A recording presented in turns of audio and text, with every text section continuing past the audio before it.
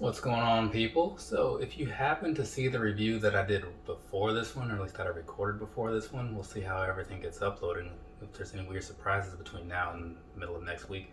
But anyways, the review that I just recorded was another pair of shoes that was in this box. It was a Gel Light 3. And now we're gonna open up the rest of this and see what this box is. So this time around, you got just like your standard style going on the top as far as I understand, because I mean, it looks very standard. I'm just kind of taking a guess. Then down there on the side, you've got the stuff that's always down there on the side. So like I was saying in the previous review, I had worn a pair of Gel Light 3s recently, and I thought to myself, I should get some more Asics, and so I did, right? Because I'm a man of my word like that. But this one I am completely new to. I saw pictures of it and I thought, oh, that's kind of cool, I guess, right? And then I saw one that had some interesting colors, and I was like, you know what? I'll pick those up sometime, perhaps. And then a month or two or three or four or five have passed since then, and they were kind of going out of stock, and I was like, all right, now's the time. Let's go ahead and pick these things up. So let's get these pulled out of here. Wow, these are feeling crazy light. So that's already a plus. That one's looking pretty good. And let's see what's going on with this guy here. Let me read this real quick. Black and green Gecko. This is the Dynablast series. Alright, fair enough, whatever. But overall, looking at these things here, they are looking like I would expect them to look based on the pictures. So we're going to go ahead and start talking about these, because it is now review time on this right here, the Asics Dynablast in black and green Gecko. I think I remember that correctly. If I didn't, so whatever. So yeah, real quick, just looking at these are kind of cool looking, at least in my opinion. What's your opinion? I don't know, but if you want me to know, you know what to do. Until then, what we're going to do is going to start with the bottom. So down there, what you're looking at across the bottom of this here shoe is going to be a lot of green and a bit of black. So there's not a lot else to say about that, because I feel like once you've seen that picture for a few seconds, you kind of get it. So we're going to move on up here to the midsole, right? Now this midsole, one of the things that kind of got my attention initially was that it has a bit of a design on it. And I do like midsoles with designs on them. It's just a thing that I'm into. So it's got the black and this sort of slime green thing going on for whatever reason. I don't think these were to commemorate anything, but it is what it is. So you've just got the black and you've got the ooze, right? Which has its own secrets from what I understand. But anyways, moving on up into the upper here. So the upper of this shoe, I didn't do any research on it, but it does feel like a standard prime knit type of shoe, like an Adidas Ultra Boost, something like that. That sounds me taking this here paper out. But yeah, so it does have a lot of that sort of feel. So I'm not sure what it'll feel like when I actually wear it, but I'm thinking comfortable. So intertwined in here, you've just got some black and purple stitching, right?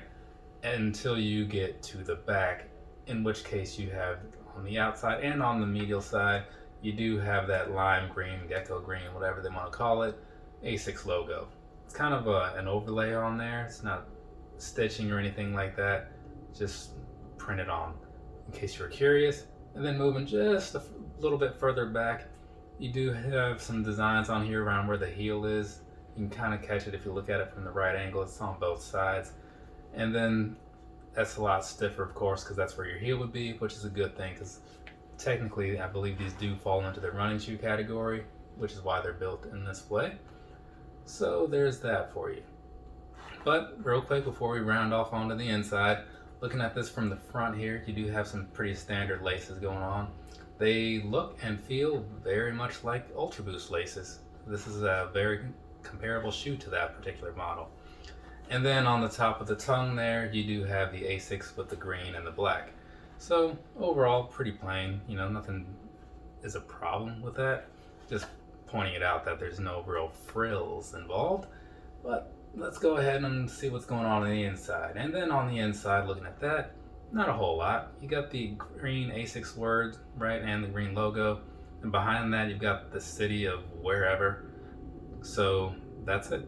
and you've got a little street line going down the middle on the bottom area.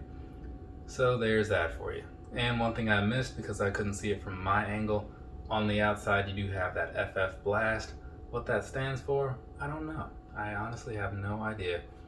But it doesn't much matter, I don't think. Sometimes I just do these reviews because I just see stuff that catches my eye like this, and when it's cheap like this, I buy it, like I did. So, here's the thing. Just going over the look of it, I'm liking the way it looks. It looks like I expected it to look. Feels a little better in a way because I didn't know. I thought it was going to be like stiffer, like some of those 720s or something, and it's not, so that's a good plus. And they're feeling pretty light. But the real question is, what do they feel like once you wear them? And I honestly have no idea, so I'm going to go figure that out, and I'll get back and I'll let you guys know. Cool? Okay, now that I've tried these on, I can give you guys some thoughts and whatnot. So the midsole, we'll start at the bottom here. To me, it feels a lot like the SL20s, which were a little bit stiffer than, say, an Ultra Boost or something like that. But when you're looking at a shoe that's made for running, you kind of want something that is going to be a little bit stiffer, because as you're going from step to step, you kind of want that extra energy return, gives you a little bit of springiness in there. If you have too much give, it's not going to be a great thing. So these remind me more of those, of the SL20s. So it feels pretty nice, just know that. And now moving up to the upper here, this is not going to be like the Prime Knit from like the Ultra Boost or anything like that. This is still going to be a similar style. It's still knitted in whatever fashion. It's just not going to give you that same flexibility as you might have on like the 19s. It's still better than the 20s though, I'd say that. Personal opinion, of course. So the upper, the midsole, both working together give you that really good feel overall. I won't know what they're actually like as far as performance until, I put some miles on them. And if I do that, I'll be sure to do a review again.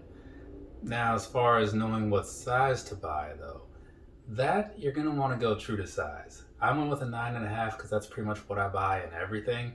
And these fit exactly like I would want them to fit, right? They're not too big, not too small. Sometimes shoes fit like that, just a little bit off. So I can't really say which way to go if you can't find your size.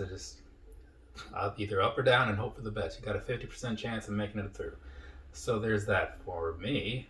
Hopefully that works out for you too. But anyways, I think we can go ahead and move on and wrap this thing up. So again, I just want to say that the midsole here is going to be compared to these right here, the SL20s, very light. But again, it's one of those things where it's a little stiff, but you kind of want that, right? If you haven't seen that review, go watch it, because those are definitely something worth considering if you're looking for some Ultra Boost alternatives and you want to save some money. Those are a top competitor in my opinion. But then the upper for these, comparatively, I guess, feels more like these right here than the newer 20s.